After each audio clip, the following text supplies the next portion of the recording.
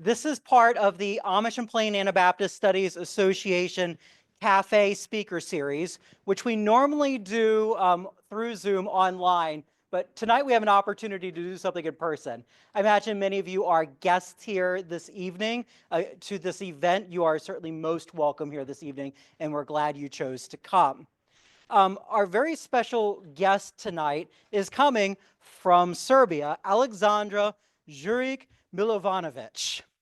And knowing that she was going to make this tour, I really wanted to see an audience here tonight to give her the attention her new book deserves. And you have more than exceeded my expectations. So thank you all for coming out tonight.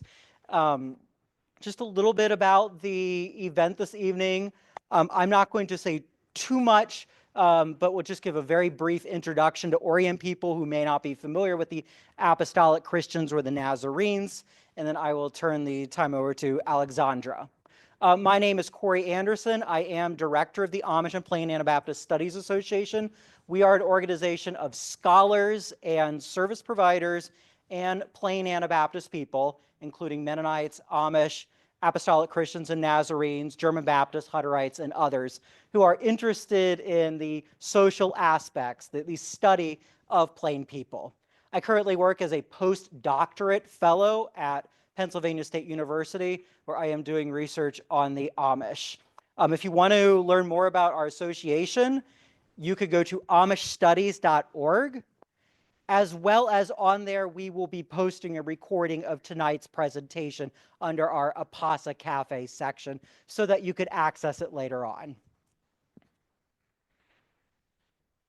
Aleksandra's book is a milestone in research on the Nazarenes and Apostolic Christians because there's been so little coming from academics studying this particular group. Several years ago, in the journal that our association sponsors, the Journal of Amish and Plain Anabaptist Studies, I, and Joseph Pfeiffer, way back there in the corner, put together 3 articles, each on different aspects of the Samuel Freylig Church tradition. This was Aleksandra's chance to give us a little bit of a preview of some of her work here in Northeast Ohio. Joseph was able to provide some interesting history on largely the 19th century development of the Freylig churches. And then I spent time unpacking some of the developments in North America in the 20th and 21st century, primarily on the national church or the Swiss German church side. So in the meantime, Aleksandra has published several other pieces, and this book really is a milestone of her work, and she's going to be sharing more on it tonight. Several things that I really like about this book. One, she really went to a lot of different sources to get all sides of the story. She went to the archives in Serbia, she went to the archives among the Nazarenes here in North America, and she went around and heard from people, quite a number from West Akron congregation, but other congregations as well, and then provided extensive, fascinating quotes about people's experiences in Serbia and then coming over here, but then also developments in the Nazarene church in the past several decades. I really enjoyed hearing some of the voices of the people who experienced these things, and I really appreciate the lengths she went to get information from just a variety of sources. Another thing I really like about her book is that very much when stories are written by the people who experience them, there could be an investment in what's going on to us that could also lose track of some bigger things going on in history. What I appreciate very much about her work is that she puts into context, historical context, explanations of why the Nazarenes experienced what they did in particular times in history, and reminds us that the history of any religious group can be quite different depending on how the history of groups around them change. It's a somewhat shorter book, and yet it's packed full of information. It's a tightly written book. It is, maybe for some of you, the story is not necessarily new, but I think anyone who reads this book will learn things new and see it from a fresh perspective. I I'm not Nazarene and I'm not Apostolic Christian, but I think I could say as an adherent within a plain Anabaptist tradition, it's especially touching when a scholar looks at a somewhat overlooked group and then writes about that group with appreciation, sympathy, and understanding, and goes to great lengths to put that information into a book for all of us to access. So I would say, like, on behalf of many of those here tonight, I think many feel grateful for the work that you've been doing. So I don't want to take too much more time from Aleksandra. I know she has quite a bit she wants to share with us tonight, and we will have time for question and answer afterwards. So if you have questions, keep those in mind, and then we'll get to those at the end.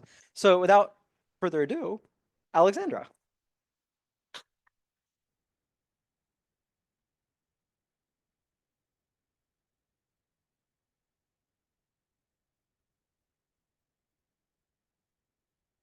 Will you open the PowerPoint for me?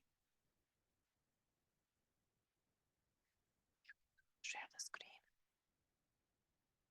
And then make presentation share. And slideshow. Okay, thank you so much. I hope you can hear me well. Good evening. Thank you, Corey, for organizing this book talk, and thank you for coming in such impressive number. I'm really grateful for your presence and for your interest in my research that I was lucky to do in Ohio. Now it feels like a bit far away, but it was 9 years ago when I spent some time here. Some of you may remember my trip to Ohio and my fieldwork here. Some of you were my informants as well. So I'm really happy to see you tonight and to have the opportunity to share a bit more about the research I have been doing and about the book I have been writing in the meantime. I am a scholar working at the Institute for Balkan Studies in Belgrade, in Serbia, that belongs to the Serbian Academy of Science and Arts. I'm an anthropologist of religion, so my perspective is the one that comes from ethnography, but I also combine my research with archival research, as Corey mentioned, and basically my work is interdisciplinary. However, I have not intended to write about theological aspects of the Apostolic Christian Church of Nazarene or about the church history. My aim was to put this topic that was, I would say, neglected from research and from scholarly interest into a wider context. Today and nowadays, we speak a lot about religion and migration and how religion and religious identities have an impact on decisions for somebody to migrate, and how religious identity and how religion also shapes experiences during the path of migration. And in many different cases, migration has been a significant element that also influenced somebody's decision to migrate. Religious identity of the Nazarenes, shaped by their strong pacifism, was definitely one of the main elements that brought them to migrate, especially during the years of oppression in communist Yugoslavia. And by using some scholarly work that focuses on this relationship of religion and migration, when you read the book, it is somehow divided into 6 phases that I am mentioning here. The one is the persecution, the escape, the journey, the arrival, joining churches in North America, and then the transformation of the community and building transnational networks.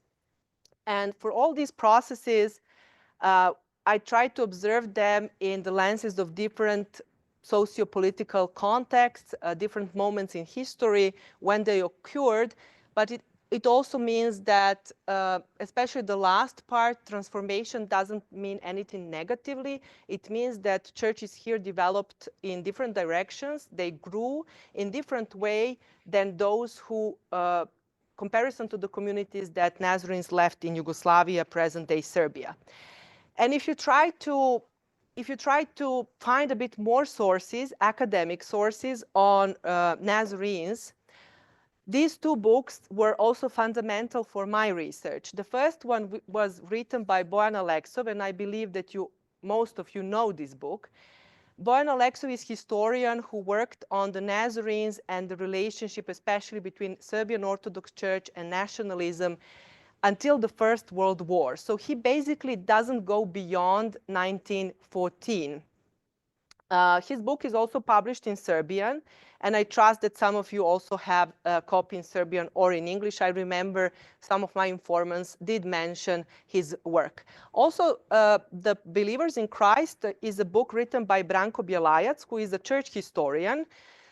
This book is a very unique representation of archival sources, and it offers really a nice church history, although it doesn't tackle much migration or any kind of contemporary aspect of the Nazarene churches here, but it is very valuable source if you want to read what the archives were saying about the Nazarenes in Serbia from different periods, from interwar period to communist times.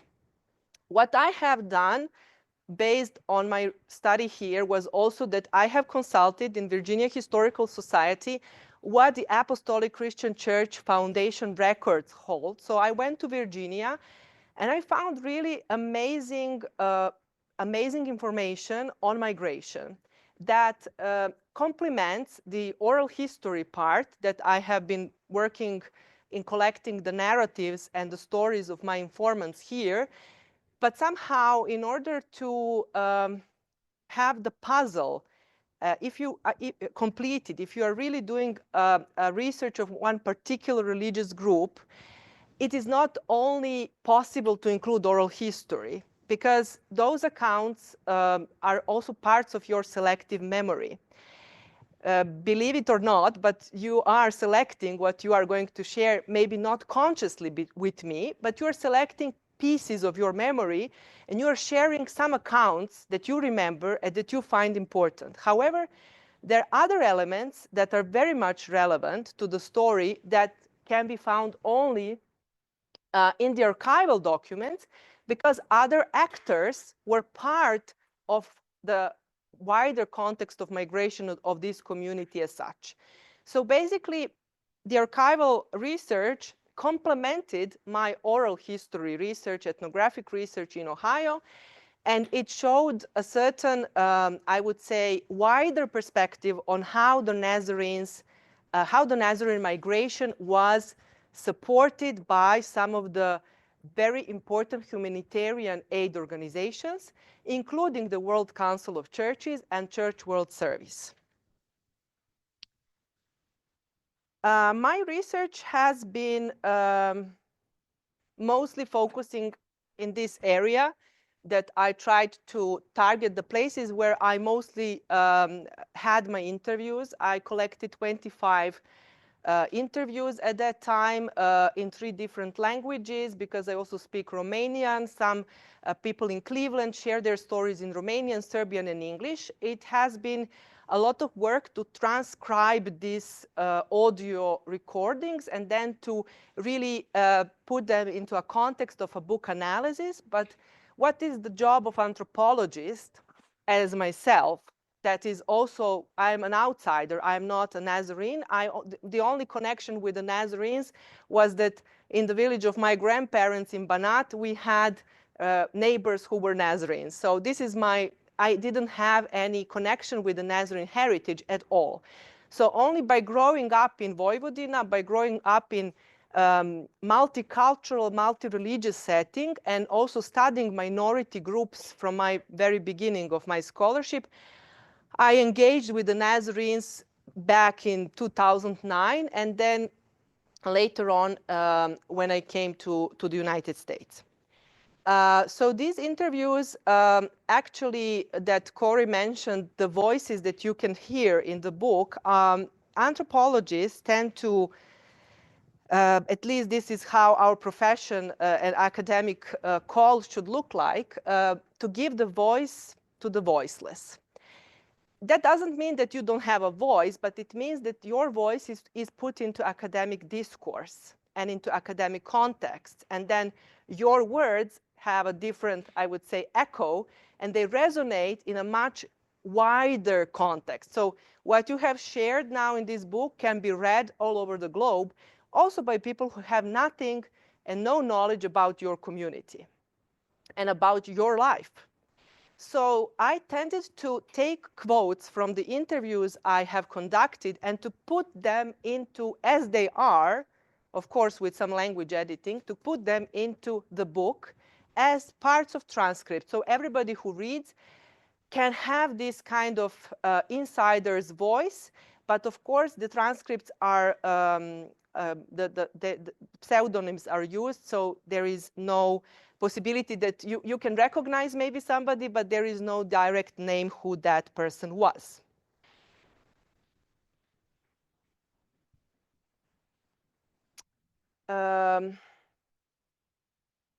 We already had, and some pictures that I'm using were given to me by members of the church,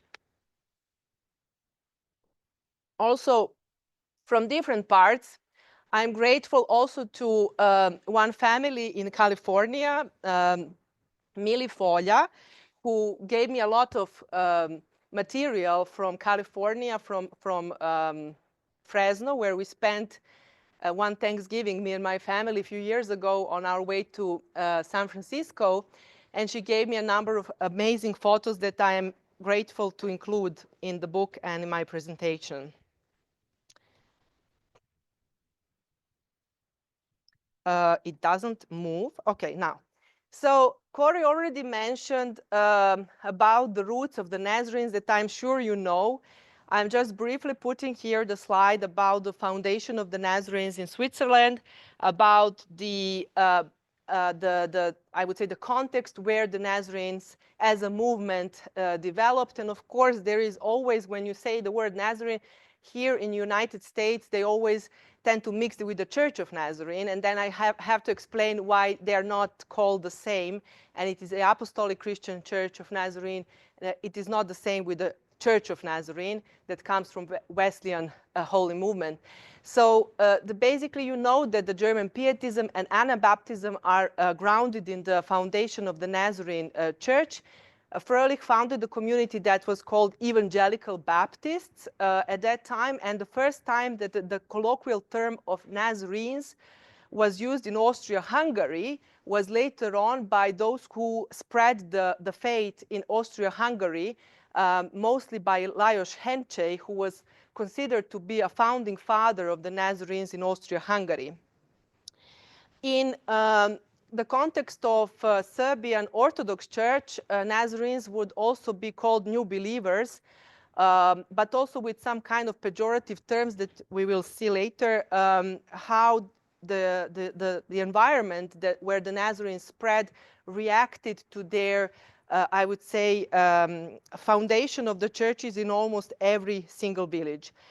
This is what I have actually downloaded from internet, and I apologize for not translating from German, but basically where Samuel Hendrik Fröhlich founded his churches. And as far as my knowledge is that Fröhlich didn't really intend to establish a new church and a new movement, but in sociological terms, Fröhlich was a charismatic leader, meaning that he was able to attract a lot of people with his preachings and with his writings. What he wrote about the beliefs and about the importance of being born again, about the importance of not baptizing children, and many of the doctrines that would be embedded later on in the foundation of the church, were basically written by him, and then very much attracting a lot of new members around Zurich, but also spreading the faith in other parts. So Fröhlich had this power very early on to establish so many congregations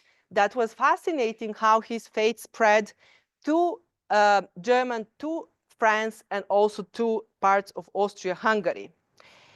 And as you know, first communities of the Apostolic Christian Church here were founded already in the late 19th century by those who came from Switzerland. So one of the important elements when we study the Nazarene emigration from Yugoslavia was also that the communities here existed before Nazarenes from Yugoslavia came. So they didn't really come to something that was empty and without the history and tradition, but it also brought early waves of migration. Migration of the Nazarenes from Eastern Europe didn't start only after the communist time.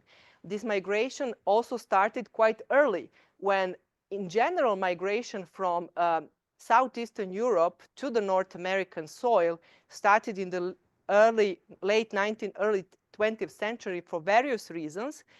Also, there is, of course, difficult to deconstruct that early migration waves, and that was not the focus of the book, but we need to acknowledge the existence and also the internal church split that occurred in 1906 between the Apostolic Christian Church of America and the Apostolic Christian Church of Nazarene.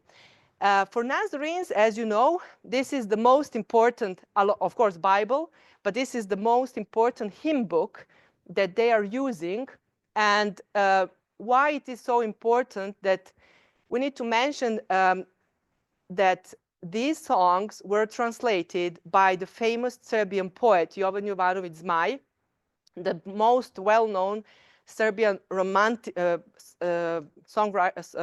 writer from Romanticism period, who actually translated a number of hymns from German to Serbian, and even was observed by the Serbian Orthodox Church, of course, who had a negative perception of the Nazarenes from early days, as somebody who is translating the book of so-called sect movement. Sect movement, secta, is a discourse that was somehow targeting Nazarenes from the very, very beginning. Everything that was not Serbian Orthodox Church or Romanian Orthodox Church or traditional Protestant, Lutheran/Calvinist, was considered to be a sect in Serbian language.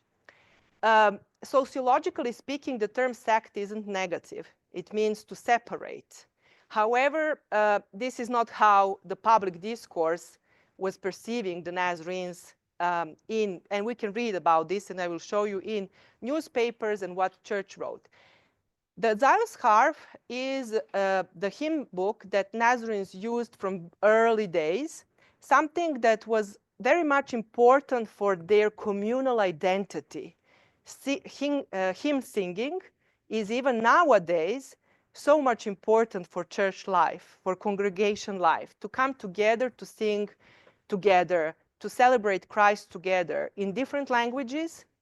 And then we have a number of translations in various languages of the same hymn book.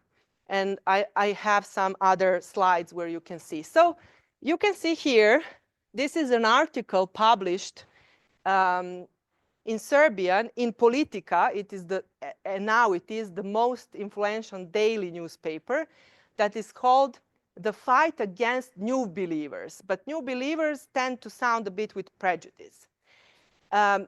This article is just one of many that shows the attitude of society towards the Nazarenes, but not only Nazarenes. I would say that was a tendency towards Seventh-day Adventists, Jehovah's Witnesses, but mostly Seventh-day Adventists, Nazarenes, less Baptists. Pentecostals came later.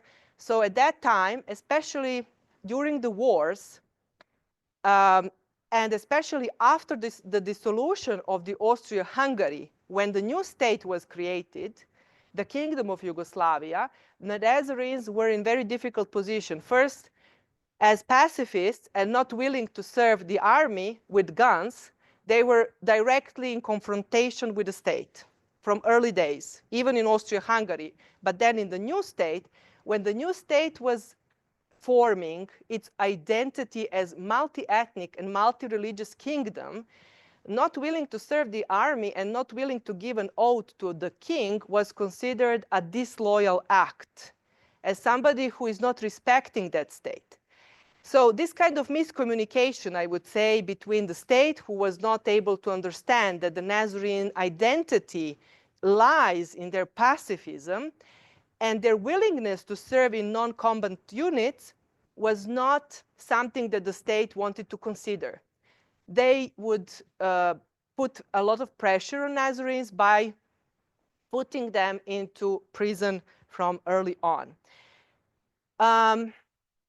Of course, there was, and I'm skipping this because in the book you can read, but it would take me another lecture about the emigration of the German Nazarenes during the World War II, which should, of course, be mentioned.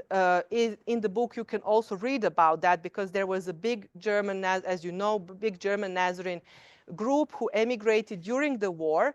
But after the Second World War, I think the biggest oppression of the Nazarenes started.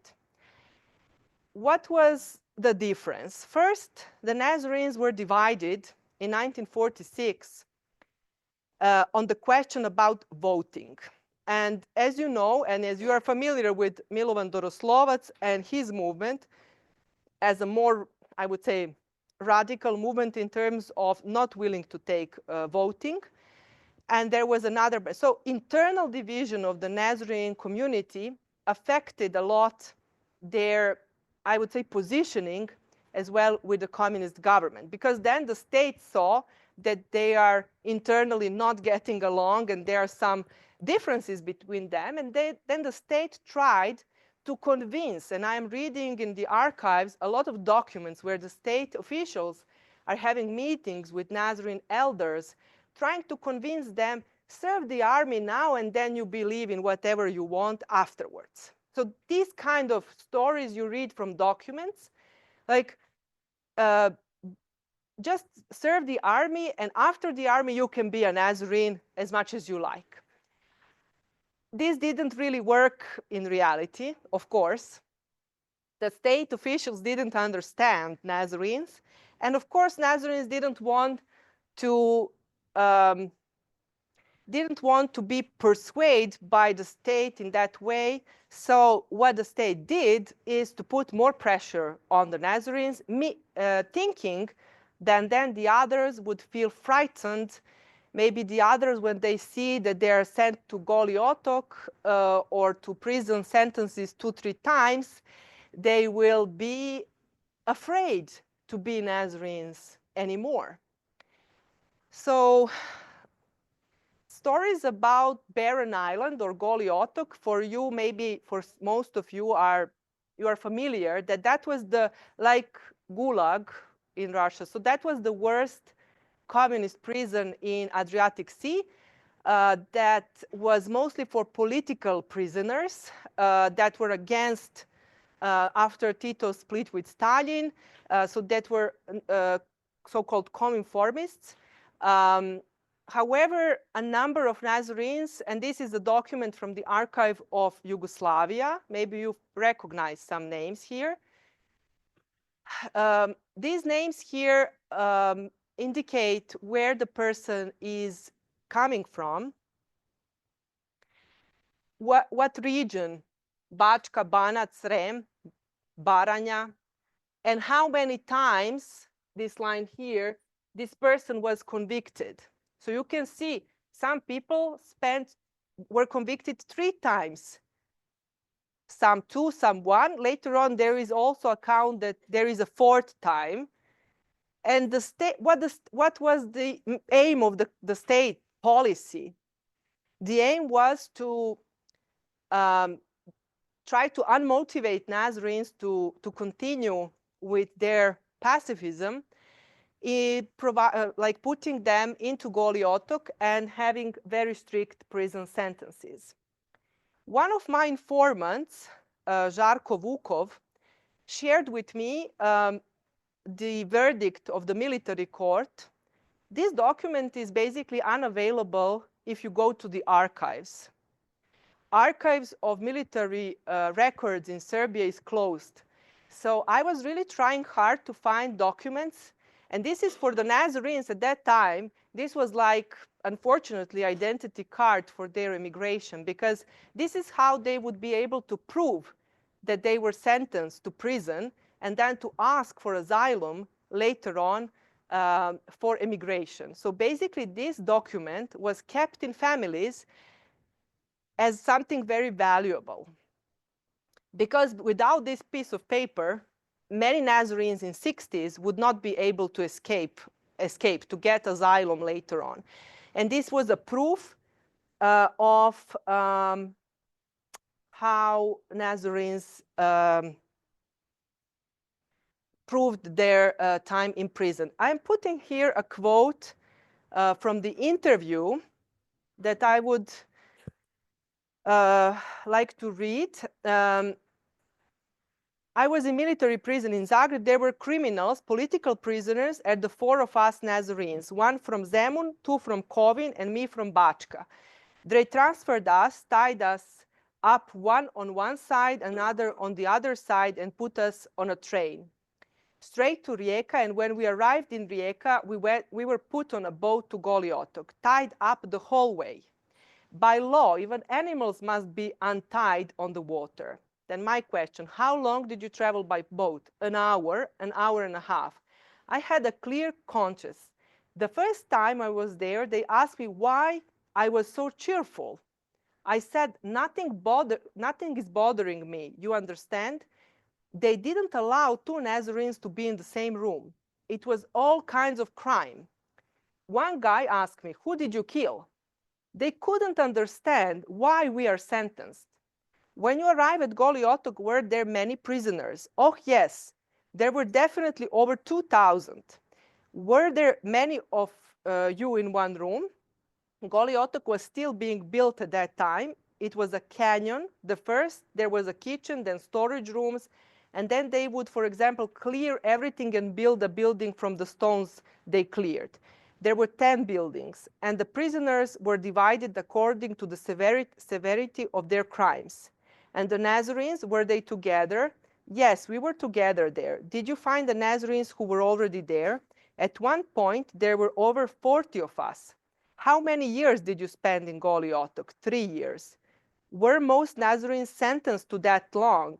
Some were sentenced 3 or 4 times. We received amnesty. Whoever was sentenced for the first, second, and third time and had served up to 3 years was automatically released. They reduced my sentence by 1.5 years, since I have been sentenced to 4.5 years. When I completed 3 years, I was released. Then I came home and started a new life. Accounts like this, you can read many, many stories like this in the book, were really depicting the life in prison as well as how the Nazarenes kept together. So there was a number of them, and you can see here in this slide. The first slide is the list of the Nazarenes who escaped from Yugoslavia. So basically, I thought that the state must know about those who left. They must have some idea who those people who left, escaped were.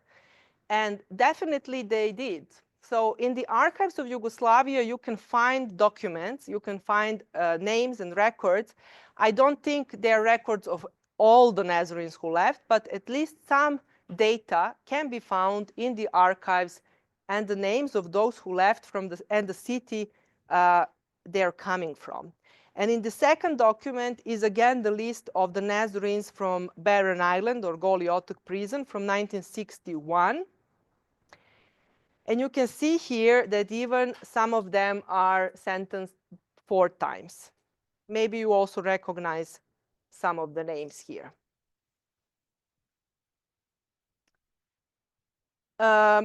This is the report from the Commission of Religious Affairs from 1954, where it says they know, they are aware. If you can understand Serbian, great, but I will try to explain briefly.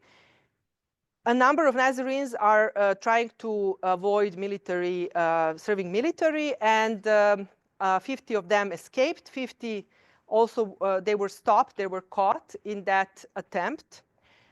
They were intersecting the letters sent from Nazarene families from abroad, reading those letters, the secret police.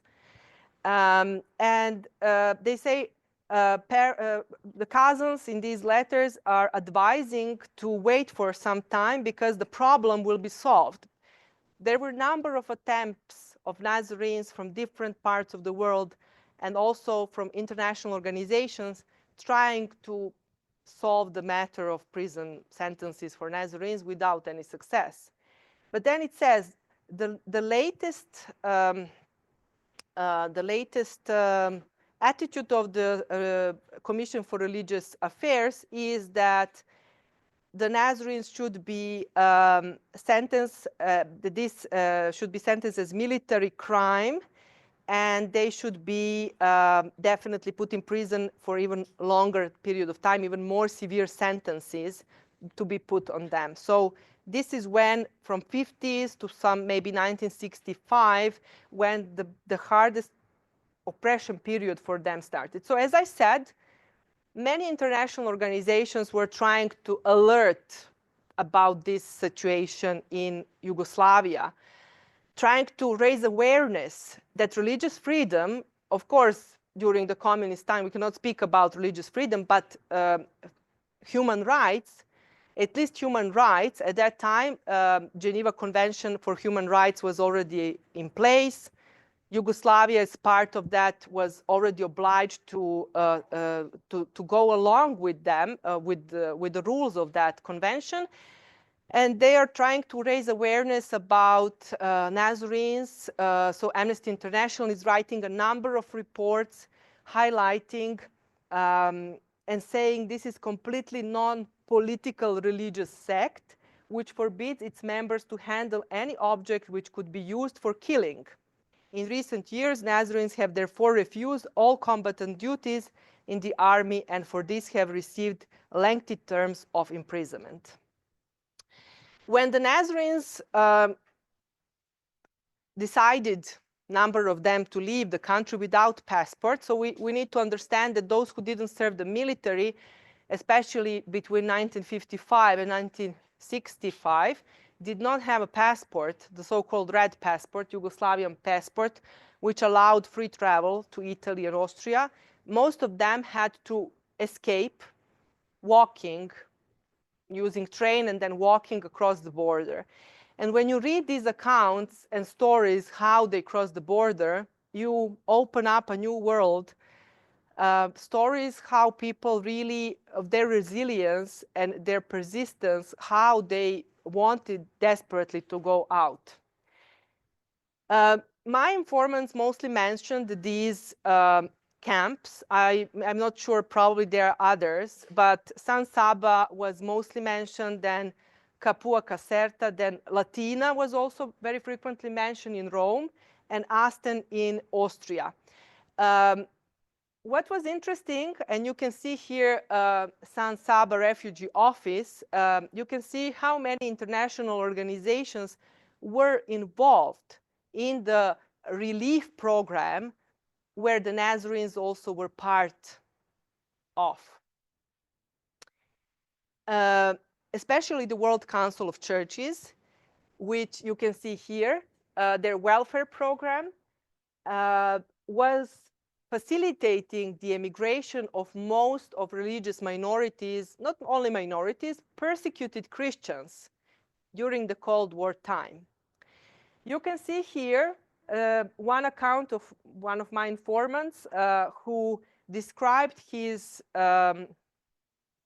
way to go out from Yugoslavia. I wouldn't read now the whole section of the interview, but most of them would come with some kind of transportation, train or car, closest to the border as possible, and then they would find a way how to cross the border through the bushes, through the woods, through crossing rivers. And those stories are so like a vivid testimony, really. When you read them in the book, you understand what was the hardship these people went through.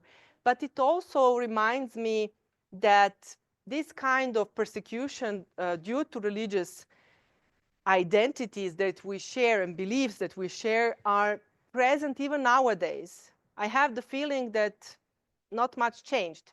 When you hear how many refugees are also crossing through the Balkans in the past 10 years, maybe not all of them are Christians, but I'm sure there is a number of them who are Christians, also on their foot, crossing the borders, trying to reach Europe. escaping persecution in their totalitarian regimes. So I think that these accounts and stories of the Nazarenes who fled are really, really going to resonate even in contemporary context. Again, I am grateful for few pictures that people share with me from the camp life. And I was really happy to hear stories of the camp life because, and sometimes I would see happy faces, a lot of happy faces in these pictures, because of course people were finally having hope for a better life. Their families were very often with them. Children were born in the camp, and these stories about the camp life and how they would sing songs there, how they would read Bible, I think it is really an account that you can rarely find in migration history books, because it is a kind of life in between, life between the homeland and hostland, life that they had for months waiting for the documents to be assigned for their asylum. And there was a whole life happening there, and they were very often together. One picture is from Austria, the other one is from Italy. And again, here we have some families. One picture, I think both pictures are from Trieste, from Italy, from San Saba camp. Families with children, happy to be together, to finally, of course, for women and children was easier to cross border. Very often they would have a passport and then they would be able to cross. But of course, for those who were supposed to serve the military without passport, it was almost impossible. Coming to somewhere in between, now we are almost coming to the North America. We are in the stage where Nazarenes are applying for asylum. And there are a couple of organizations that are facilitating that process. So in order to get a sponsor who would support their journey to North America, Church World Service had a major role in that sense. Maybe for some of you, this organization was known, but you can read A New Life for Refugees, A Christian Opportunity. Church World Service was organization that supported 37 Christian denominations. Nazarenes were only one of many that were escaping Cold War time, countries behind the Iron Curtain, and communism in general. And they facilitated that path. These documents are from the Apostolic Christian Church records in Virginia. This is how majority of the forms that I have found look like. So basically, the application for resettlement, you have a small picture, then you have biographical data about the person. So you can learn a lot from this from one document. You can learn whole history is here, is written here, about his life, like a small biography, about his life in Serbia, about his reasons why. Not all of them would say, I was in prison and I am escaping because of that. Some would say, I'm a Nazarene and I want a better life for me and my family or for myself. I just want to be free to practice my faith somewhere where I wouldn't feel like a marginalized group. So there were different reasons for them to ask for asylum. And then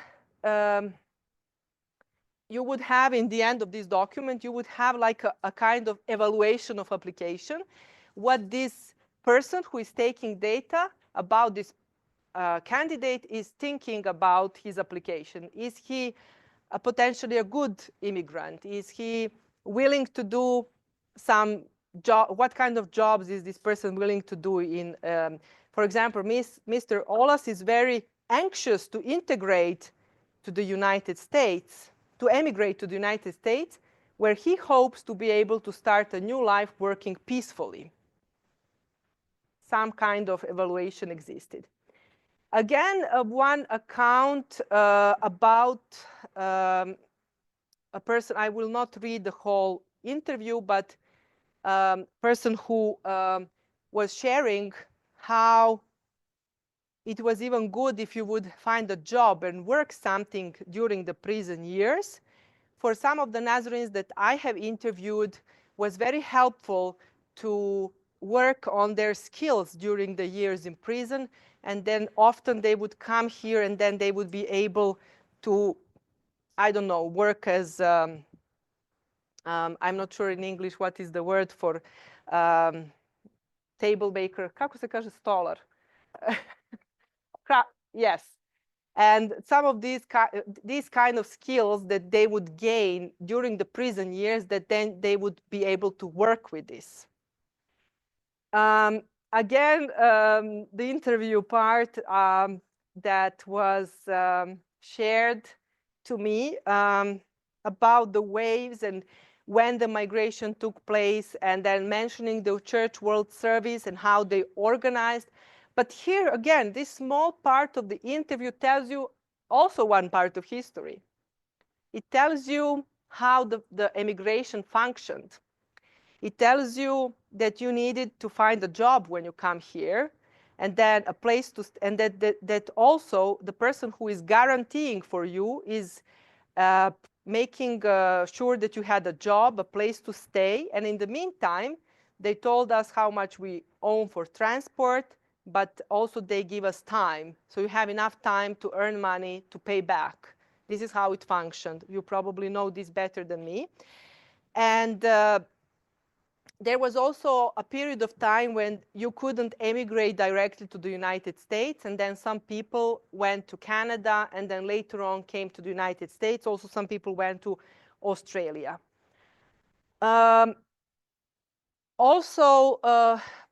This was a nice, somehow symbolic meaning about one of my informants who kept her Serbian surname, but Americanized her first name, and it was a nice, it was on her Harfasiona hymn book, and as well as this one. So basically, what is interesting about the Nazarene emigration comparing to other emigration histories from Yugoslavia? Mostly, when you read about history of immigration from Yugoslavia, you will read about Serbian diaspora, who is mostly Orthodox. You will not hear anything about other religious groups. So this is a monoconfessional perspective, of course, not accurate one, because we always need to understand the nuances. Religious identities are multiple. People can believe in different things, and there is no predetermination that the Serbian diaspora here or Romanian diaspora here must be Orthodox. But reading the scholarship that exists, you have the perception that is the case. So one of the things for me, why for me that topic was important, is to raise awareness that studying diaspora is not studying one religious group, that this diaspora can be multi-ethnic and multi-religious. Nazarenes were the example of multi-ethnic diaspora, because Nazarenes in their core were open to different ethnic groups. So you had, especially in West Akron Church, you had Slovaks, Hungarians, Serbs, Romanians speaking in their different languages, using different languages in their services, but also not only in Akron, in other places as well. I will skip. This is a report. Sorry, I didn't translate. A report on the refugees. I will not read it through. This is a picture I found very interesting, how the Nazarenes were shipping humanitarian aid to Yugoslavia. And I'm very grateful for the existence now of the Apostolic Christian Church Facebook group, because on that Facebook group, actually this picture comes from there, I found a lot of valuable photos, data, and inputs from people, thanks to Mark Nenadov, who established this group, and I think he's admin of this group. So it is interesting because this photo is also telling a lot. It is telling you about the transnational connections of the Nazarenes between two worlds, their old homeland and their new home. Shipping humanitarian aid was something they have done for many years, for those who stayed, for their families who stayed. And I have found a lot of, I'm sorry, I somehow didn't translate this. Okay, so this is the document that comes from Yugoslav and Hungarian prison fund. Basically, in Virginia Historical Society, you can find these records that even in 1961, very coordinated humanitarian effort was sent to the families of those who were in prison. So basically, the communities here were constantly supporting communities in Yugoslavia by different donations. And this is the Harfa Siona that was printed in Akron in 1931. And it was interesting for me to hear about experiences about languages, like how many languages did you use, which language did you use, which language did you teach your children, how the churches were divided by the language. And then people were very happy to explain about the language division, especially in Akron, because of the different communities and then the division between West, South, North Akron, and South Akron Church. I believe this is South Akron Church, if I'm not mistaken, or it was. This is also a picture from the Facebook group that I took. So it is very difficult to find pictures that some families do have, but it was not easy to collect all these photos. And this Facebook group is really amazing because a lot of people are posting there and you learn a lot. So also about these transnational connections, a lot of letters existed. People really wrote to their families, of course, in the time when internet was not existing. Of course, you wrote letters. And it was also nice to have a view on those letters. And this is, of course, the cover of the book, which when I saw this picture for the first time, I immediately said, I of course came here to write a book. It took me a lot of time because of, scholars tend to work slow. I worked quickly, but I worked on other things. And I published, as Corey said, some papers. This topic personally opened a lot of possibilities. So I have been presenting this topic in Paris, in Cambridge, in Jerusalem, all over the world. And I was really somehow happy that this topic opened doors on so many prestigious universities for me. And this took a lot of time for me to also sit and say, okay, now I will find a publisher and I will write this book finally, not only pieces in articles. But this picture from the very first moment I saw from the summer camp, I said this will be a cover of my book. It is very powerful testimony of intergenerational heritage. At that time, camps were places where people would meet, where people will engage. Some of them will marry. They would bring their children. They would have Sunday school. It's a whole world, a lot of good memories maybe for you. And I really think this is a powerful message about, it is not a small group.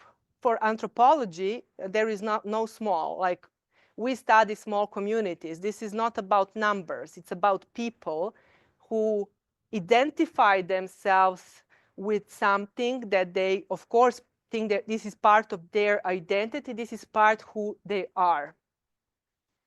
And I found very insightful publications in Christian Friendship Messenger that also is digitalized now on internet. Efforts of the Apostolic Christians to go beyond the borders of United States and Canada to orient themselves to more open movement and establish communities across the globe. So from South America to Africa, New Guinea, communities were founded by different branches of the Apostolic Christian Church. But I think it is about this is the last stop, the transformation that opened up for one conservative group that comes from Yugoslavia. It doesn't mean that it opened up towards something negatively, but it opened up towards progress. It opened up towards new life in a setting that is where Nazarenes didn't feel anymore as a minority, in an American context where you were one of many other evangelical, Protestant, Anabaptist, Amish, whatever groups that are living, especially in Ohio, this is my understanding that the transformation of the community brought some positive aspects. Maybe you recognize some of these places, the interior of the church. And to conclude, and then I'm open to your questions. I spoke too much. I'm sorry. This is also kind of challenge when you're a scholar to, I want to give you as much as possible, but I also want to leave something for you to read. So very briefly, so the immigration of the Nazarenes from Europe was motivated for religious and political persecution. It was not an economic migration only, maybe in some cases. Their pacifism was a major cause of their marginalization. Religion played a central role in the Nazarene immigration, influencing decisions to leave their homeland and also to integrate into new communities in the United States. The identity of the Nazarenes evolved over the time in North America, where they became a diverse, including also conservative, moderate, and liberal branches that developed in relations to their original teachings from Europe. Stories of religious restrictions, time spent in prison, and often traumatic experiences of living as a small minority in Yugoslavia play a key role in preserving the collective identity and memory of the Nazarene diaspora. And international church organizations such as World Council of Churches played significant role in facilitating the immigration of the Nazarenes by creating migration channels and enabling their survival in new environments. And I think that my goal was to put this case study, or I don't know if I should call it case study, but the story of the Nazarenes into a wider context, because comparing with the Huguenots, Mennonites, Amish, and other communities that faced similar persecution in different historical periods and from different parts of Europe, the Nazarenes are one of the communities that share that kind of heritage, but it also has its own specificities. And putting the Nazarene community into a wider context, I hope that, that it kept a part of history that would be lost otherwise. The oral history of people that I interviewed, many of them are no longer among us. They passed away in the meantime, so their stories and the narratives that are included in the book will be here forever. And this is the legacy that I hope I'm giving to you. And I hope that it will serve as a kind of book that captured one piece of your history, and that hopefully will be something that is complementing already existing scholarship and also opening for some new scholarly research. Thank you.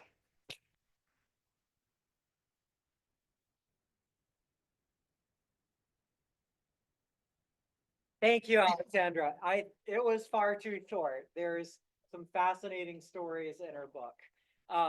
Let's have some questions or comments and responses. We'll just take a raise of hands. What do you want to know about her research that she didn't share yet? Or what book spoilers are you interested in? How do you access the archive of Yugoslavia? No, it is, I mean, mostly you need to go old-fashioned. You need to sign up for, you need to explain you're doing, or even if you're not doing research, you're just interested, then you need to find, there is online which folders are the documents that you are looking kept, and then you need to fill the paper, and basically you just come there, and then you have the possibility of taking pictures or scanning. You can choose. But everything related to the post-Second World War is available. What is not available is the archive of the, like partly available, archive of the secret police, of course. But in some countries like Hungary, Romania, Moldova, archives of the secret police are open, and there is a very rich accounts that you can find there. One of my colleagues had a project that was focusing on collecting input on persecuted religious group during communism from these kind of archives, because they have a lot of photos and a lot of reports that you cannot find in the state archives like Yugoslavia. So basically it is not difficult to do the archival research in the archives in Belgrade. You just need to go there.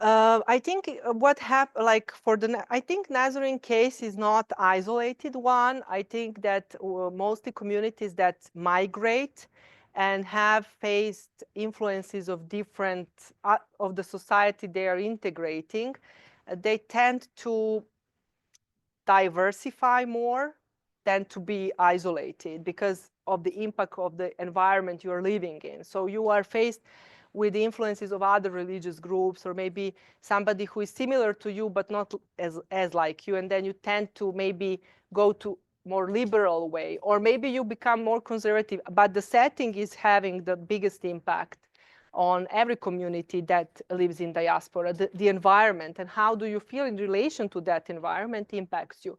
But definitely the story of the Nazarenes is not the isolated case, because many other Mennonite groups and other groups, Corey would know better, I'm not specialized in Mennonite history, but definitely would face similar, I would say, developments in terms of diversification of their transformation, actually, of the communities abroad, which is, how to say, nothing is static. Identities are not static. We all change, and even our communities change. So everything is part of wider context. You cannot isolate yourself and, you know, try to stay, you can, but then again, there would be also external influences that are affecting you. One question I wanted to ask was, maybe one of the more intriguing parts of the story is how people were escaping across the border to get to the West. Did you notice any pattern in the strategies they were developing? Was it at night, during rainfall? Were there maps? No, well, Who could they trust?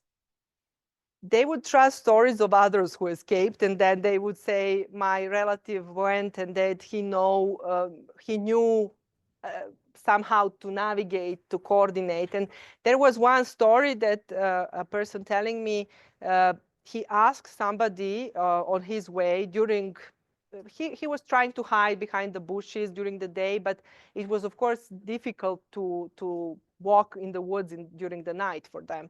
And then, how will I know where the border is? And one person said, you will know where to hear dogs barking. You don't go there. You go on the opposite side, because where the dogs are barking, that's the border, and you don't want to step there. So they were following also nature. So trying to find where it is not too steep, where the river is not too deep to cross. And I think also advices of those who already done and went through this path. I don't think there were too many options of, you know, crossing. And of course, you wanted first thing to go to the city. You would go on a hill, and then you will see where the lights of the city are.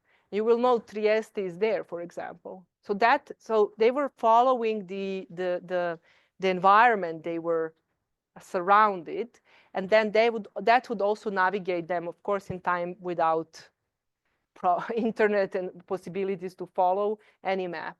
So maybe they would have a regular map, but definitely not sure that could help them in escaping the guards on the border. Following the sounds and surrounding would help them to not go into direction of the border and to go on the opposite side. So they would have solidarity as a main element, to help each other, to share experiences among each other and advices. And that is how, at least how I understood it was done.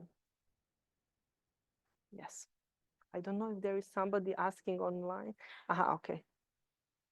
Okay. The name of the book is The Untold Journey of the Nazarene Emigration from Yugoslavia to North America. Maybe back there and then up front next. So as you studied the Nazarene, was there a dominant characteristic or something that stood out about them that you learned that you otherwise inherited from other friends?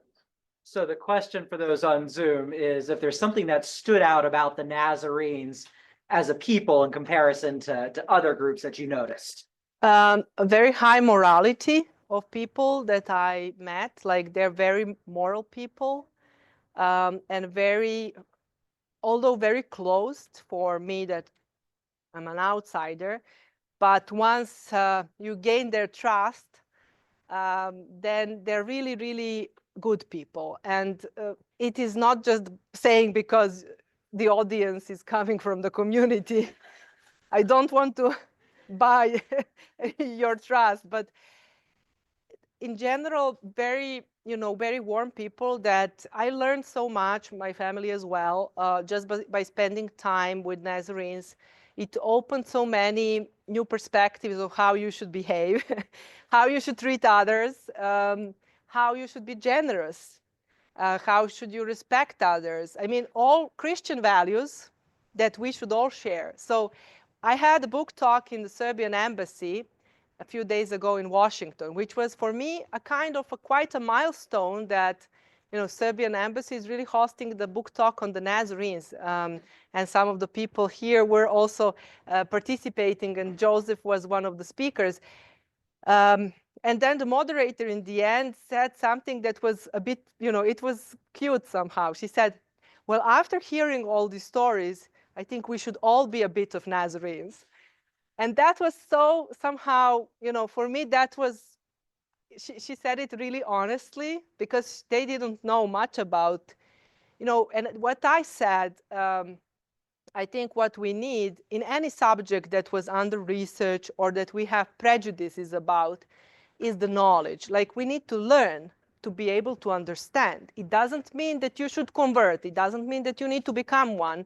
But it needs, for you, it is important to be able to understand, not to have prejudices, not to exclude people, not to have hate speech. This is something that is now on the rise, not only about the Nazarenes, but in general about religious other. This is how anthropologists are, labeling religious others, something that is not your religious identity. And how will you do it?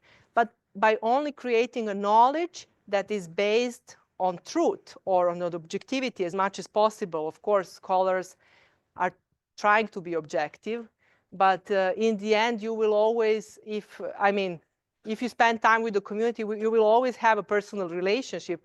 One way or another, you will get attached to the community. And I think this is also a good way, to get into depth of your research. So this helped me to really learn something new as a person, not only as a scholar. It really opened new and good perspectives and new friendships and really great people that I met. I'll just jump in quickly and second everything that you said. Of all the different Anabaptist denominations I'm interested in and could be researching, I've found the Nazarenes and the Apostolic Christians some of the most warmest, hospitable, kind people to spend time amongst. And that's actually what interested me in doing a bit of research on, if I could say for most of you here, your people. I was asked one time by someone who wasn't quite sure what's up with this research that I'm doing. This seems a little strange. Are you watching us? What are you going to do with all this information? And I said, I really am doing this because of actually how much I like your people. And if you want me to stop, be rude to me. Because some plain Anabaptist people have been. And she said, well, that wouldn't be very Christian. I said, no, it wouldn't. So I was just wondering, so once the people would escape to Italy, the authorities there, they would contact the authorities in Yugoslavia, right? Or how would they know, how would the authorities in Yugoslavia know that these are the people that escaped and that, or what was the communication between the two sides? I don't think there was, it could be a communication that was not able to be researched because of the lack of access to possibly the secret police archives. I don't think there was a communication from camps in Italy and Austria with any kind of authorities in Yugoslavia. Of course, they were aware that people were crossing. Maybe also the data that is shown here, some of them were caught. Maybe some of them were reported by other people that they left. The communication with the World Council of Churches and the Church World Service was mostly with the communities across the Atlantic and finding sponsorship for those who were in the camps. So the communication went on that side, not backwards. And what they did, they sometimes, as far as I understood my informants, sponsorships would not only come from the Apostolic Christian Church.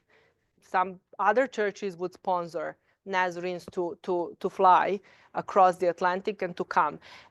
It is difficult to say because I found very few documents about numbers and names of those who escaped. And there must be somebody who was either following that process officially or unofficially, you know, just sharing the names of those who left. And we cannot with any kind of research certainty say how this process looked like if we don't have access to more archival data that will possibly tell us how they got these names, basically, because there was I'm not sure there was a possibility for them from the World Council of Churches to get that information because they were completely oriented towards West and not towards East. I'm going to get this question here. When interviewing informants and other people, was there ever discrepancies from other people that were telling about the origins of the Nazarene? Okay, so the question is, when interviewing different people, were there any discrepancies between the interviews about the actual origins of the Nazarenes? Well, sometimes people will know more or less. It is really different. It depends if they grew up as Nazarenes and then their parents and would share history. But I would say that most of my informants didn't really know much about the origins of the movement as such from Switzerland. They knew about, sometimes they would mention Fröhlich, but they would mostly speak about themselves and their history as a member in Yugoslavia, or if their parents were in the community, how their lives looked like.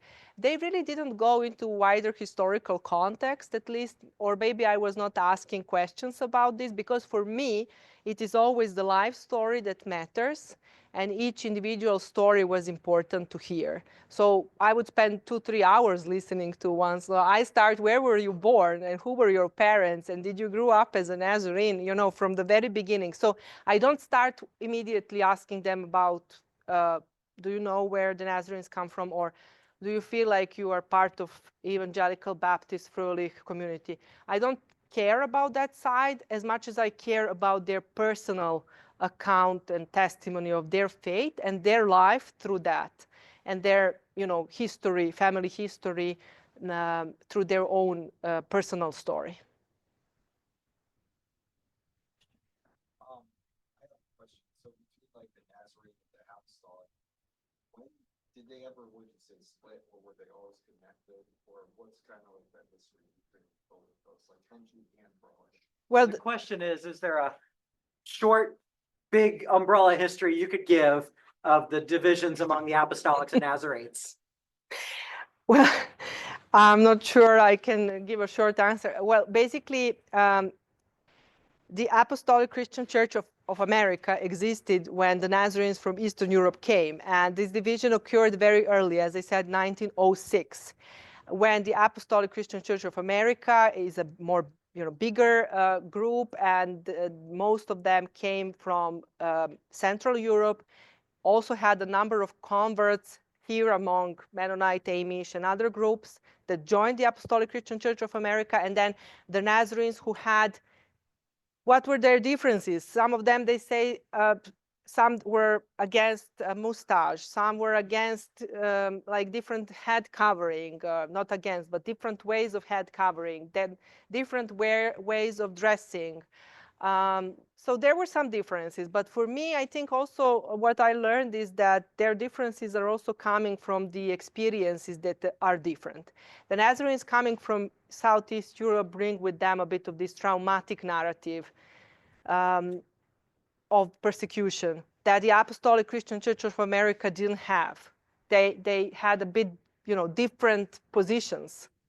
And also different, as I'm not an expert on ACCA, but I didn't study them so much, but I attended some of the services. So there are differences, but they consider, as you know, them a sister church.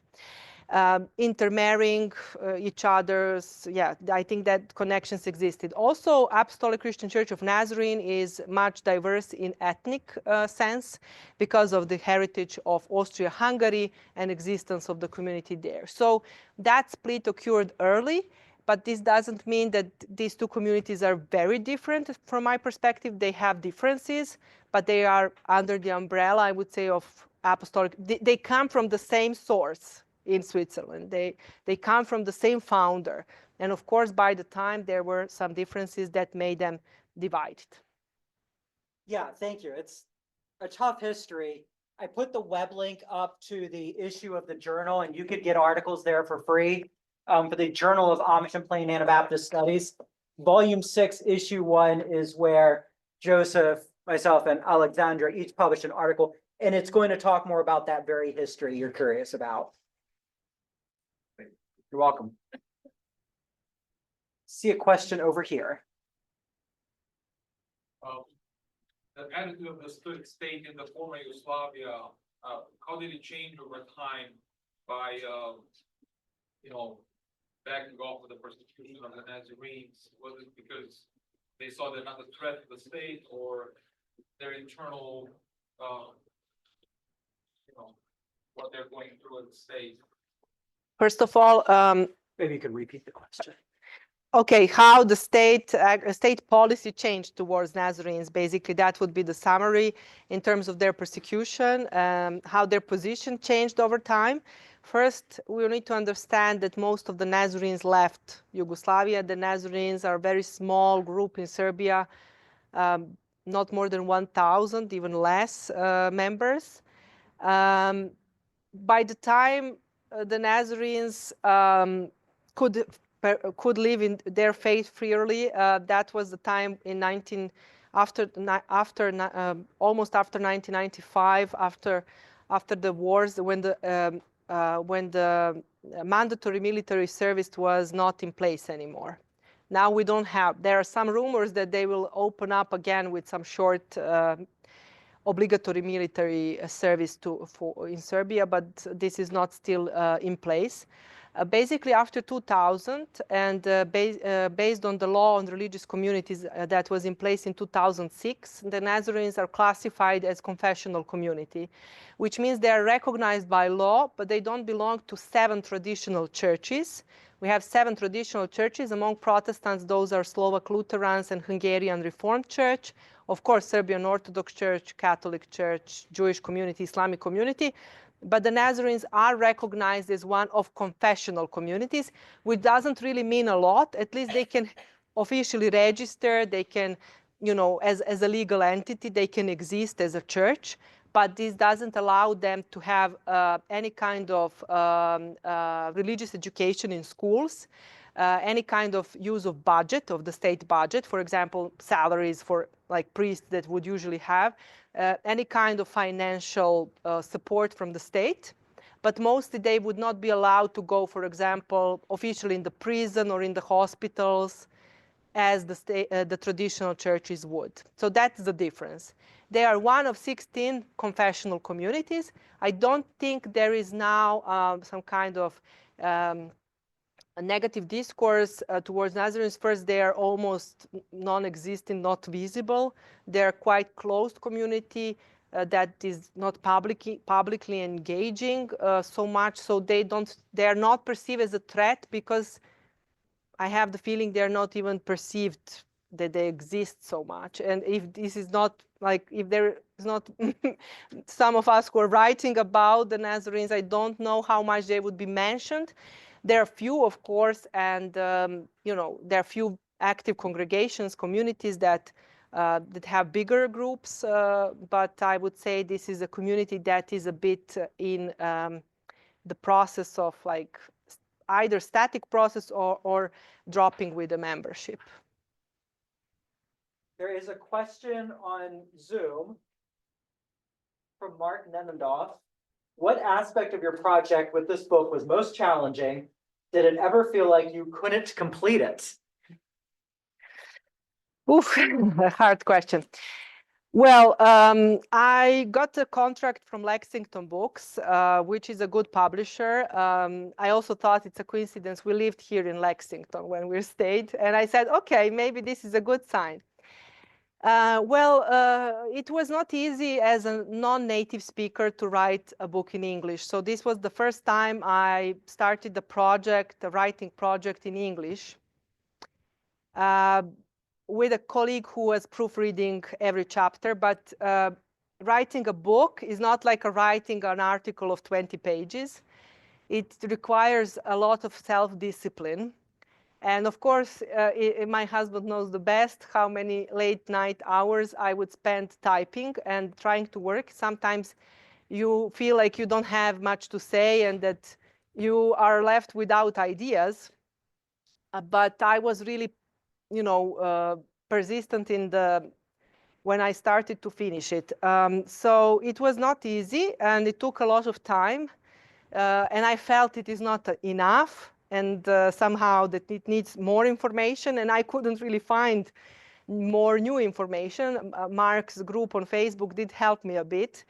So it was really, personally, it was not also easy journey for myself because I have worked on so many other projects. In the meantime, I felt there is a bit of time gap between my research and the writing because I did research in 2015 and then I didn't really, it was a big gap between writing and the research. So I had to go back to all the interviews. It was a bit of like kind of journey. So this is why the title is also The Untold Journey. It was also quite a journey for myself. And then you never know, because when you send the book to a publisher, they send it to a peer review, which means you don't know who will read your book and judge your book. It can be very cruel. Academic world can be very cruel because they read your book. You don't know who is that person. They send comments, and then you need to deal with that, happy or not happy. I got very positive reviews. I was lucky, I guess, to really get good reviewers. I have no idea who those scholars are.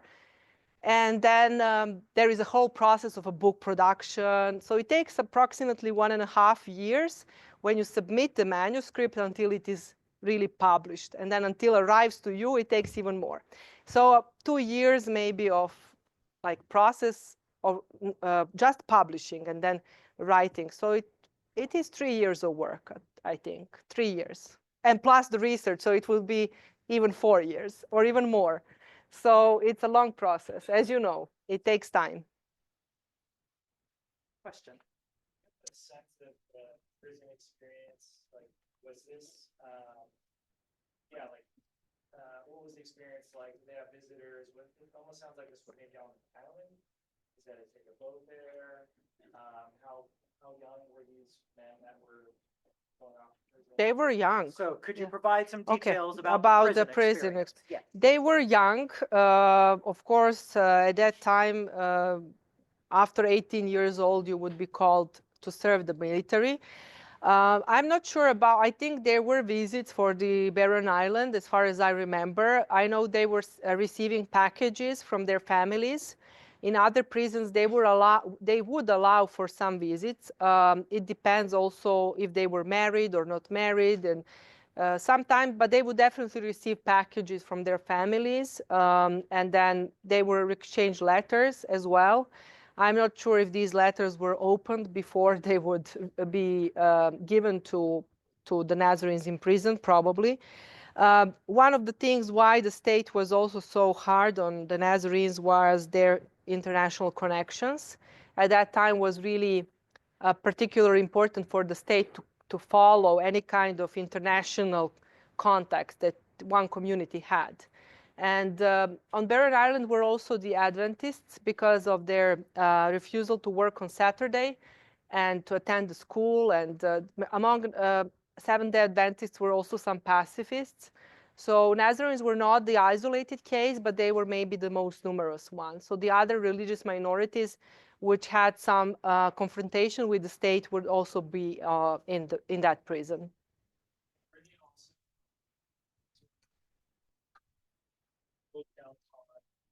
That environment as well, or you know, as they were like back home in a normal setting, you know, you were mentioning how they were kind of,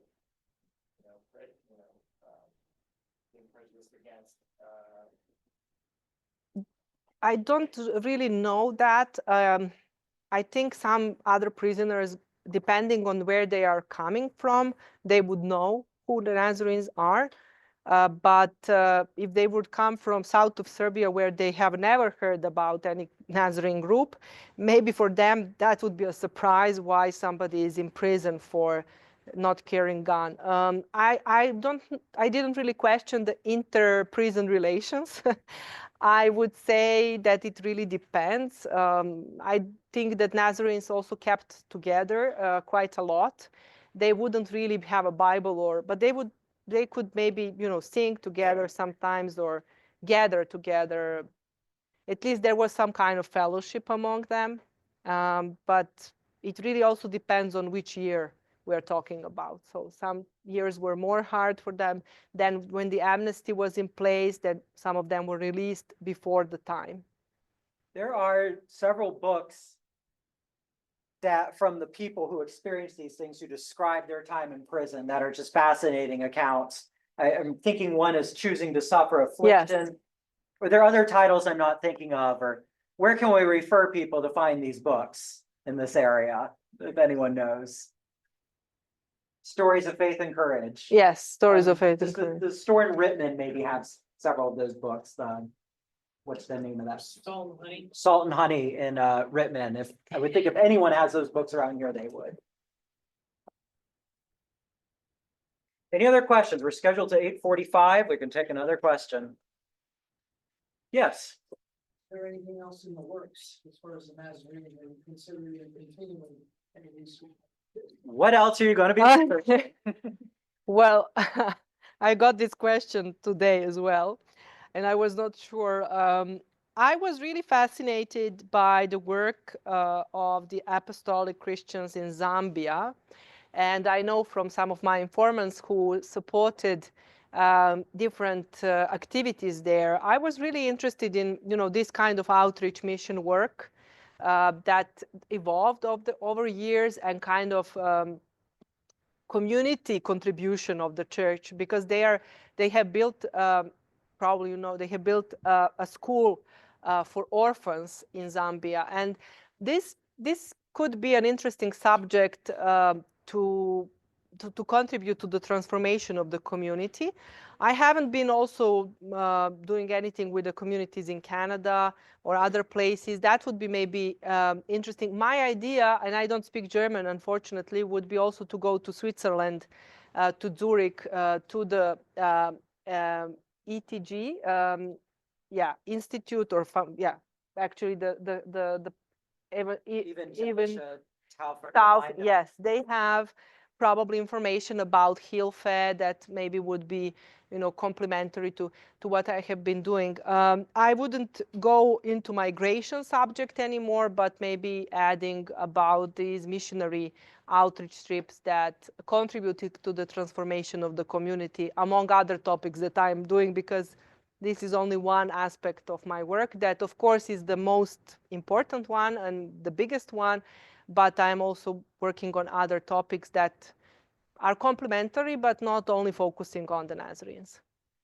One thing I would love I got to the end of your book and thought, you touched on this, and wow, I wish there was a bit more on this. And it's a question Yes. I've wondered, is given that the Nazarenes share pretty much a lot of the same theologies and beliefs as the other Anabaptists, the Mennonites, and the Amish, how has it, or why has it been so difficult for the Nazarenes in the United States and Canada to continue, if you want to say, like a separated mentality like we would associate with Amish and Mennonites, whereas that seems to have come a little bit easier in Serbia and Eastern Europe? What is that dynamic? Oof, good question and hard question. That's the next book. I think. Next book. I don't have a really straightforward answer. I think it also depends how much the second generation was affected by the narrative of trauma, which is a powerful narrative. Maybe we are not aware of that narrative so much, but it did affect the children that grew up in the Nazarene families, listening to the stories of hard life. And for some of them, maybe it seemed to be quite a challenging path. I'm not sure what would be the answer. I'm not sure how, I didn't really do more on the second and the third generation. I believe that would be the answer, that kind of traumatic legacy may be weakened or weakened.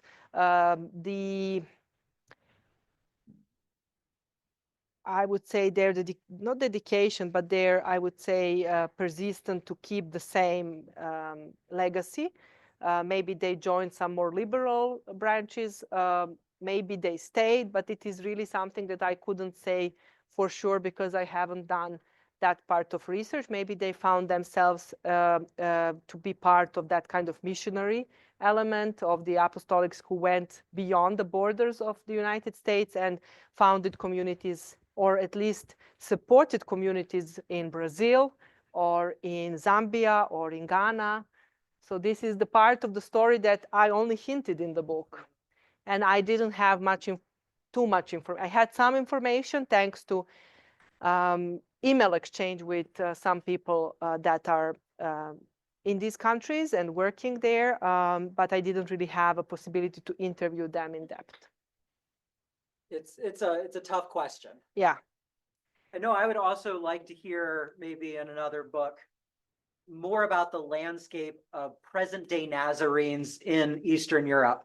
In the book, it very much focused on them at mid-century, but then followed them into North America to today. And I was left wondering, what does that scene like in Eastern Europe today? I don't think the Nazarenes changed a lot in Eastern Europe. Of course, I know some communities exist in Romania, in Hungary. I haven't been doing any research with countries outside of Serbia. It would be good for me to go to Romania because I speak the language. It could be interesting to compare, to have a comparison with communities there. But I do believe that for me, it was easier to do the research among Nazarenes here than back home, I have to say. Because back home, it was somehow difficult to really gain access, to really make people open up. It was a bit of a challenge. So it took me many years to find informants and to really do any fieldwork in Serbia. So especially among ethnic, I call this phenomenon double minorities. So if you are a member of ethnic and religious minority at the same time, then Romanian Nazarenes in Serbia are considered to be quite conservative. So that was the most difficult fieldwork for me. They would not allow me to enter in their assembly, to attend the service. I was not allowed to come in at all. So yes, maybe things change in the meantime. I haven't been there for quite some years, but it was not so simple. Of course, it is not the same case in urban and in rural environments. Rural environments are more isolated, more closed. I'm a stranger for them, and that is a normal reaction, I would say. Urban environments tend to be more open. They have more people coming in, more foreigners attending service, and then they would be more open for me. Maybe some people here who have connections Can help. give her a hand. And that makes me think, could I put your email address up on the board? Of course, so of people can course. get in touch with you? Maybe it's the easiest one is my Yahoo email because I use it more often. And on Academia Edu, you can find all my work, mostly open access. Or just Google my name and you will find everything you wish to know. And more. And more. And other things I'm doing. So I hope you will find it interesting for your own thinking about your own community, but also about religion in general and religious communities in Southeastern Europe in general. And that would be helpful for you.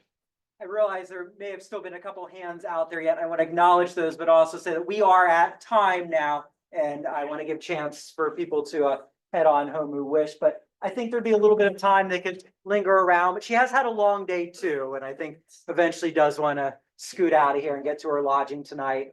So let's give her one last round. Thank you. Thank you. Thank you, Cory. And thank you for people online as well.